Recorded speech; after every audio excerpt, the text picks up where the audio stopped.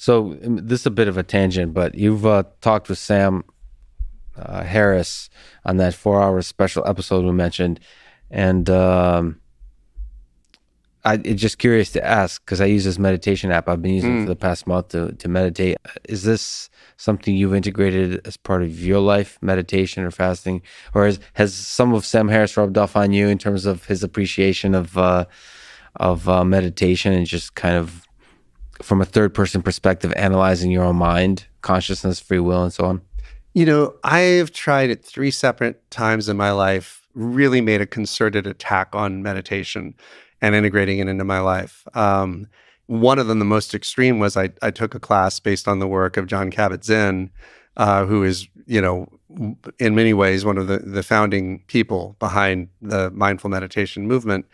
That required, like, part of the class was, it was a weekly class, and you were going to meditate an hour a day, every day. And having done that for, I think it was 10 weeks, it might have been 13, however long period of time was, at the end of it, it just didn't stick. As soon as it was over, I did not feel that gravitational pull. I did not feel the collapse in quality of life after wimping out on that project. And then the most recent one was actually with Sam's app. During the lockdown, I did make a pretty good and consistent, concerted effort to listen to his 10-minute meditation every day. And I've always fallen away from it. And I you're kind of interpreting, why did I personally do this? I do believe it was ultimately because it wasn't bringing me that, joy or inner peace or better confidence at being me that I was hoping to get from it. Otherwise, I think I would have clung to it in the way that we cling to certain good habits. Like, I'm really good at flossing my teeth. Not that you were going to ask Lex, but that's one thing that defeats a lot of people. I'm good at that. See, Herman Hesse, I think, I forget in which book, or maybe I forget where. I've read everything of his, so it's unclear where it came from. But he had this idea that anybody who truly achieves mastery in things will learn how to meditate in some way. So it could be that for you, the flossing of teeth is yet another like little inkling of meditation. Like, it doesn't have to be this very particular kind of meditation. Maybe podcasting, you have an amazing podcast, that could be meditation. The writing process is meditation. For me, like, there's a bunch of mechanisms which take my mind into a very particular place that looks a whole lot like meditation. For example, when I've been running over the past couple of years, and especially when I listen to certain kinds of audiobooks, like I've listened to The Rise and Fall of the Third Reich. I've listened to a lot of sort of World War II, which at once, because I have a lot of family who's lost in World War II, and so much of the Soviet Union is grounded in the suffering of World War II, that somehow it connects me to my history, but also there's some kind of purifying aspect to thinking about how cruel, but at the same time how beautiful human nature could be. And so you're also running, like it clears the mind from all the concerns of the world, and somehow it takes you to this place where you're like deeply appreciative to be alive, in the sense that as opposed to listening to your breath or like feeling your breath and thinking about your consciousness and all those kinds of processes that Sam's app does. Well, this does that for me, the running, and flossing may do that for you.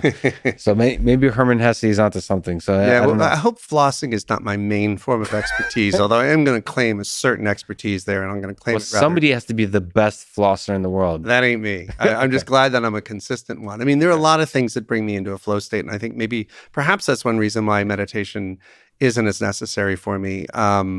I definitely enter a flow state when I'm writing. I definitely enter a flow state when I'm editing. I definitely enter a flow state when I'm mixing and mastering music.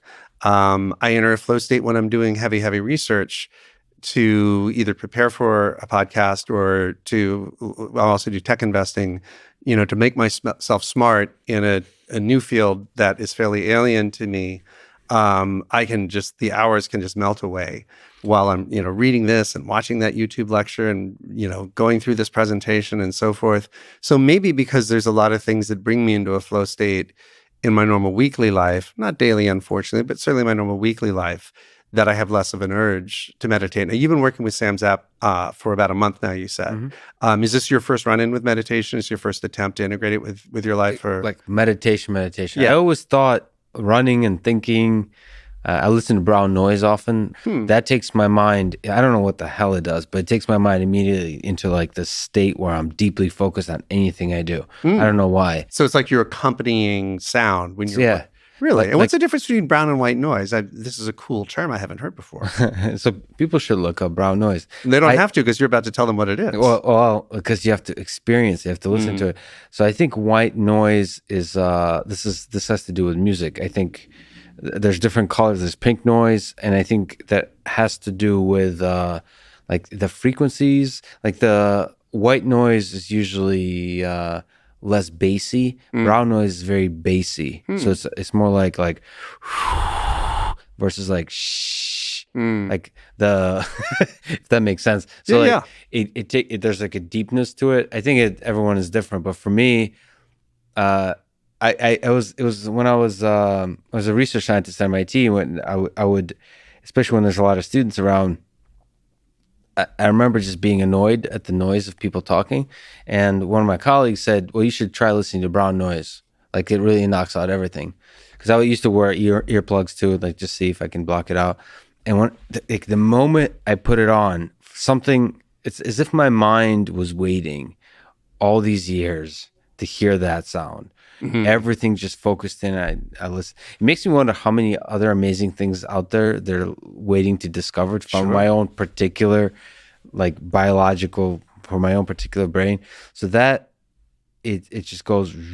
The mind just focuses in. It's kind of incredible. So I see that as a kind of meditation. Maybe I'm using a performance enhancing sound to achieve that meditation, but I've been doing that for many years now, and running and walking and doing.